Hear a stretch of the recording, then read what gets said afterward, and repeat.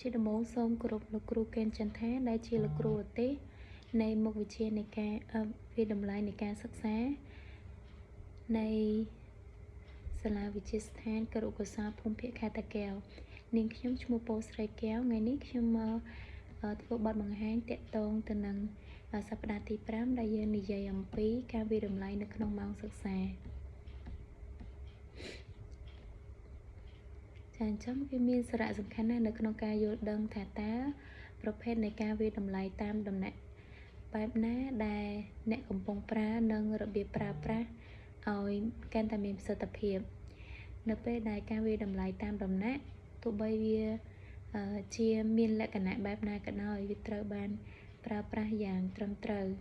មានភស្តុតាងដ៏ល្អដែលថាវានឹងមានអត្ថប្រយោជន៍ជាវិជ្ជមានទៅលើការសិក្សានិងការលើកទឹកចិត្តរបស់សិស្សបន្ទាប់ពីបានពិចារណាដោយសង្ខេបអំពីប្រភេទផ្សេងៗនៃការវិតម្លៃតាមដំណាក់យើងនឹងស្វែងយល់ឲ្យកាន់តែស៊ីជម្រៅទៅលើប្រភេទដែលមានប្រសិទ្ធភាពបំផុតអ្វីជាការវិតម្លៃនៅក្នុងម៉ោងសិក្សានិងអន្តរកម្មរវាងគ្រូនិងសិស្សចាអញ្ចឹងការវិតម្លៃតាមដំណាក់ជាអ្វីការវិតម្លៃតាមដំណាក់គឺជាដំណើរការនៃការប្រមូលភស្តុតាងនៃការរៀនរបស់សិស្សការផ្ដល់មតិកែលម្អមានន័យថាព័ត៌មានត្រឡប់ទៅដល់សិស្សនិងការកែសម្រួលយុទ្ធសាស្ត្រនៃការបង្រៀននិងការសិក្សាដែលលើកកម្ពស់សមិទ្ធផលដំណើរការនៃការវិតម្លៃតាមដំណាក់អញ្ចឹងនៅក្នុងការវិតម្លៃតាមដំណាក់គឺយើងត្រូវគិតដល់ការវិតម្លៃពីរប្រភេទគឺការវិតម្លៃក្នុងម៉ោងសិក្សានិងការវិតម្លៃតាមដំណាក់ផ្អែកលើការវិតម្លៃបញ្ចប់ការវិតម្លៃនៅក្នុងម៉ោងសិក្សាកើតឡើងនៅពេលដែលការបង្រៀននិងការរៀនកើតឡើងដោយបន្តបញ្ចូលទៅក្នុងការបង្រៀនតាមរយៈការសង្កេតរបស់គ្រូការសួរសំណួរមតិកែលម្អទាន់ពេលវេលានិងការកែលម្អការបង្រៀននិងការរៀនភ្លាមៗលក្ខណៈដែលប្លែកគឺថាវាត្រូវបានបង្កប់ជាមួយនឹងការបង្រៀនការវិតម្លៃក្នុងម៉ោងសិក្សាមានពីរប្រភេទគឺភ្លាមនិងបានគ្រោងទុកចំពោះការវិតម្លៃក្នុងម៉ោងសិក្សាភ្លាមគឺកើតឡើងនៅព្រមគ្នានៅពេលដែលគ្រូធ្វើអន្តរកម្មជាមួយសិស្សតែជាធម្មតាគឺដូចជាការប្រើសំណួរសួរនៅក្នុងថ្នាក់ឬក៏ការបង្កើតជាការងារក្រុមដើម្បីឲ្យកូនសិស្សធ្វើជាក្រុមដើម្បីប្រមូលភស្តុតាងនៃការរៀនសូត្របង្កើតជាពេលវេលាដែលអាចបង្រៀនបានមួយទៀតការវាតម្លៃនៅក្នុងម៉ោងសិក្សាដែលបានគ្រោងទុកវាពាក់ព័ន្ធទៅនឹងការប្រើប្រាស់សំណួរដែលបានរៀបចំនិងកិច្ចការដែលត្រូវបានប្រើប្រាស់នៅចំណុចជាក់លាក់នៅក្នុងការបង្រៀនទោះជាយ៉ាងណាក៏ដោយភស្តុតាងដែលប្រមូលបានត្រូវប្រើភ្លាមដើម្បីវាតម្លៃនិងកំណត់ជំហានបន្ទាប់បញ្ហាប្រឈមនោះគឺការដឹងពីអ្វីដែលតម្រូវឲ្យសិស្សធ្វើហើយនឹងបង្ហាញនៅភស្តុតាងត្រឹមត្រូវដែលអាចប្រើដើម្បីធ្វើការសិក្សាកាន់តែប្រសើរឡើងភាពខុសគ្នារវាងប្រភេទនៃការវាតម្លៃតាមដំណាក់ទាំងនេះគឺការវាតម្លៃដែលប៉ះពាល់ទៅដល់ការសិក្សានិងសមិទ្ធផលរបស់សិស្សកម្រិតណាវាច្បាស់ណាស់ថាការវាតម្លៃនៅក្នុងម៉ោងសិក្សាគឺមានអត្ថប្រយោជន៍ជាវិជ្ជមានបំផុតដែលបានចងក្រងជាឯកសារសម្រាប់ការបង្កើនសមិទ្ធផលរបស់សិស្សហើយការវាតម្លៃខ្នាតធំមានផលប៉ះពាល់តិចតួចបំផុតអ្វីដែលសំខាន់បំផុតគឺការគ្រប់គ្រងនៅក្នុងថ្នាក់រៀនដំណើរការវាតម្លៃតាមដំណាក់កាន់តែខិតជិតទៅនឹងការបង្រៀននិងរៀនវាកាន់តែមានប្រសិទ្ធភាពការប្រមូលភស្តុតាងសម្រាប់ការវាតម្លៃនៅក្នុងម៉ោងសិក្សាចឹងធាតុសំខាន់នៅក្នុងដំណើរការនៃការបង្រៀនប្រកបដោយប្រសិទ្ធភាពគឺការត្រួតពិនិត្យជាបន្តដោយគ្រូដើម្បីបញ្ជាក់ពីប្រតិកម្មរបស់សិស្សចំពោះការបង្រៀននិងការរីកចម្រើនរបស់សិស្សឆ្ពោះទៅរកការយល់ដឹងអំពីខ្លឹមសារឬបំពេញជំនាញចំណុចសំខាន់នៃការវាតម្លៃនៅក្នុងម៉ោងសិក្សាគឺ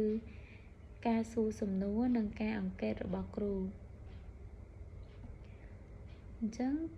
ta lùm hô này sẽ cám một hiệp xong tốt ta lùm hô này sẽ cảm hiệp dạng đôi một đất ta sơ miênប្រតិកម្មយ៉ាងណាចំពោះសកម្មភាពតើពួកគេចាប់អារម្មណ៍និងយកចិត្តទុកដាក់ទេតើគួរបង្កើនល្បឿនឬក៏បន្ថយល្បឿនតើគួរបដិឧទាហរណ៍បន្ថែមទៀតទេចា៎ចឹងទាំងនេះគឺជាចំណុចល្អនៃការវិតម្លៃតាមដំណាក់សម្រាប់ការបង្រៀនប្រកបដោយប្រសិទ្ធភាពនិងជាកន្លែងដែលការវិតម្លៃជំរុញឲ្យមានការណែនាំប្រកបដោយជោគជ័យអ្នកត្រូវដឹងអំពីអារម្មណ៍និងសកម្មភាពសិស្សនៅពេលដែលអ្នកបង្រៀនរបៀបបកស្រាយដែលអ្នកបានឃើញនិងបានឮរបៀបឆ្លើយតបទៅសិស្សនិងរបៀបកែតម្រូវការបង្រៀនរបស់អ្នកចាអញ្ចឹងហេតុអ្វីចាំបាច់ត្រូវសង្កេតសិស្សពេលម៉ោងរៀនចាអញ្ចឹងវាមានហេតុផលជាច្រើនគឺដូចជាមើលពីធម្មជាតិនៃការចូលរួមរបស់សិស្សមើលពីបំណិនអន្តរបុគ្គលរបស់សិស្សនៅក្នុងការងារក្រុមថាគាត់បដូរជាមតិយោបល់នៅក្នុងក្រុមនឹងឬក៏អត់មើលពីភាពត្រឹមត្រូវនៃចម្លើយកូនសិស្សក្នុងពេលឆ្លើយសំណួរមើលពីបំណិននៃការប្រើប្រាស់ភាសាវិក្យសព្ទដែលសិស្សប្រើនៅក្នុងការបញ្ចេញគំនិតមើលថាតើគ្រូគួរផ្ដល់ឧទាហរណ៍បន្ថែមឲ្យសិស្សទៀតឬអត់ថាតើគ្រូត្រូវហៅសិស្សមួយណាឲ្យឆ្លើយឬចូលរួមមើលអំពីកម្រិតចាប់អារម្មណ៍របស់សិស្សមើលពីកម្រិតយល់ដឹងរបស់សិស្សដែលបង្ហាញតាមរយៈចម្លើយរបស់ពួកគេមើលដើម្បីដឹងពីចរិតឬចិត្តរំភើបរបស់សិស្សតាមរយៈការចម្លើយរបស់ពួកគេហើយឆ្លើយតបដោយអារម្មណ៍និងប្រកបដោយឥទ្ធិពលរបស់សិស្សចាអញ្ចឹងការអង្កេតសម្រាប់ការវិតម្លៃនៅក្នុងម៉ោងសិក្សាគឺគ្មានរចនាសម្ព័ន្ធមានន័យថាมันមានទម្រង់ឬនីតិវិធីដែលបានកំណត់ប៉ុន្តែវាមិនមែនចៃដន្យទេឧទាហរណ៍គ្រូដែលមានប្រសិទ្ធភាពរៀនសង្កេតសិស្សដែលសំខាន់នៅក្នុងថ្នាក់នីមួយៗដែលបង្ហាញអំពីប្រតិកម្មរបស់ពួកគេយ៉ាងច្បាស់ទៅអ្នកដទៃសិស្សទាំងនេះខ្លះមានសម្លេងលេចធ្លោខ្លាំងចឹងទៅហើយអ្នកខ្លះគាត់ស្ងៀមស្ងាត់អត់សូវចេះមាត់ចាអញ្ចឹងការវិតម្លៃអាកប្បកិរិយាដែលគ្មានវាចាចំពោះការវិតម្លៃអាកប្បកិរិយាដែលគ្មានវាចាហ្នឹងគ្រូបង្រៀនពឹងផ្អែកយ៉ាងខ្លាំងទៅលើភាសាកាយវិការការបង្ហាញទឹកមុខនិងទំនាក់ទំនងភ្នែករបស់សិស្សសម្រាប់ការអង្កេតដ៏ត្រឹមត្រូវសកម្មភាពទាំងនោះត្រូវបានគេហៅថាមិនមែនជាពាក្យសម្ដីពីព្រោះសារត្រូវបានតាក់ទងដោយអ្វីមួយពីសិស្សជាជាងខ្លឹមសារនៃអ្វីដែលគាត់និយាយសញ្ញាដែលមិនមែនជាពាក្យសម្ដីទាំងនេះគឺតែងតែសំខាន់ជាងអ្វីដែលបាននិយាយភាគច្រើនដោយសារតែពួកគេជាធម្មតាមិនមានចេតនានិងមិនអាចគ្រប់គ្រងបានចាចិត្តរំភើបដែលបានបញ្ជូនទៅសារមួយបានតាក់ទងគ្នាកត្តាមិនមែនជាពាក្យសម្ដីទំនាក់ទំនងខ្លះគឺតាក់ទងគ្នាតាមរូបរាងខាងក្រៅនិងអាកប្បកិរិយាដូចជាភាសាកាយវិការនិងការបង្ហាញទឹកមុខខ្លះទៀតប្រស័យតាក់ទងគ្នាដោយសូរសំឡេងដែលអមជាមួយនឹងអ្វីដែលបាននិយាយដូចជាការបញ្ចេញសំឡេងនិងការសង្កត់សំឡេងជាដើមអាកប្បកិរិយាដែលមិននិយាយជួយអ្នកវាយតម្លៃទាំងខ្លឹមសារនិងអារម្មណ៍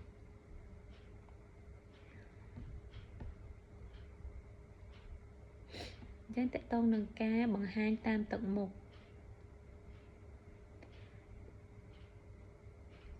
ផ្ទៃមុខដែលបង្ហាញពីអារម្មណ៍ខុសគ្នាគឺមាន6យ៉ាងគឺទី1ការស្អប់ខ្ពើមការរីករាយទុក្ខព្រួយភ្ញាក់ផ្អើលខឹងនិងភ័យខ្លាចចាមុខគឺជាប្រភពដ៏សំខាន់បំផុតនៃព័ត៌មានដែលមិនមែនជាពាក្យសម្ដីព្រោះវាជាច្រកចេញចម្បងសម្រាប់អារម្មណ៍ហើយវាកម្របំភ្លៃអត្ថន័យណាស់ពេលសង្កេតទឹកមុខយើងផ្ដោតទៅលើតំបន់3គឺ ចិញ្ចើមថ្ងាសភ្នែកត្របកភ្នែកច្រមុះនិងមុខខាងក្រោយផ្នែកខាងក្រោមជាពិសេសមាត់និងទំនាក់ទំនងសុភមង្គលនិងកំសាន្តស្នាមញញឹមចងចិញ្ចើមបបោមាត់រមួលចង្កាលើកឡើងមាត់ក្តាប់និងការបញ្ចេញទឹកមុខផ្សេងទៀតក៏មានភាពច្បាស់លាស់ផងដែរនៅក្នុងអ្វីដែលពួកគេតាក់ទងគ្នា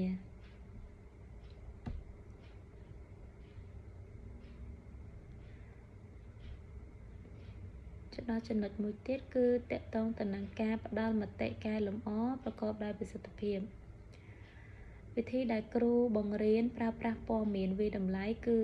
ត្រូវដឹងអំពីរបៀបឆ្លើយតបទៅនឹងសិស្សបន្ទាប់ពីពួកគេបង្ហាញពីចំណេះដឹងហេតុផលជំនាញឬក៏ការអនុវត្តរបស់ពួកគេការឆ្លើយតបរបស់គ្រូត្រូវបានគេហៅថាមតិកែលម្អឬការផ្ដល់ព័ត៌មានត្រឡប់ទៅដល់សិស្សបន្ទាប់ពីការវាយតម្លៃអំពីសមិទ្ធផលរបស់ពួកគេអញ្ចឹងប្រភេទនៃការផ្ដល់មតិកែលម្អមានច្រើនសូមលើកមួយចំណុចគឺការពិនិត្យមើលអញ្ចឹងការពិនិត្យមើលហ្នឹងមានន័យថាជាការជូនដំណឹងដល់សិស្សអំពីភាពត្រឹមត្រូវនៃចម្លើយរបស់ពួកគេទទួលស្គាល់ចម្លើយត្រឹមត្រូវរបស់សិស្សដែលមិនមានព័ត៌មានបន្ថែមទទួលស្គាល់ចម្លើយមិនត្រឹមត្រូវហើយអនុញ្ញាតឲ្យរៀនឡើងវិញចង្អុលបង្ហាញចម្លើយខុសដោយមិនបានប្រាប់ចម្លើយត្រូវឬយោបល់សម្រាប់ការកែលម្អអញ្ចឹងតកតងទៅនឹងការបរិយាយលម្អិតការបរិយាយលម្អិតវារួមបញ្ចូលការពន្យល់អំពីមូលហេតុដែលចម្លើយមិនត្រឹមត្រូវហើយអាចទុកពេលវេលាបន្ថែមដើម្បីរៀនឡើងវិញបង្ហាញចំណុចសំខាន់នៃអ្វីដែលពួកគេកំពុងតែរៀនពណ៌នាអំពីមូលហេតុដែលចម្លើយមួយខុសនិងមូលហេតុដែលចម្លើយមួយត្រូវបំផុសគំនិតផ្ដល់តម្រុយដល់សិស្សនៅក្នុងទិសដៅត្រឹមត្រូវដើម្បីរៀនពីចម្លើយដែលត្រឹមត្រូវការយល់ច្រឡំត្រូវបានពន្យល់ដោយការវិភាគកំហុសនិងការវិនិច្ឆ័យ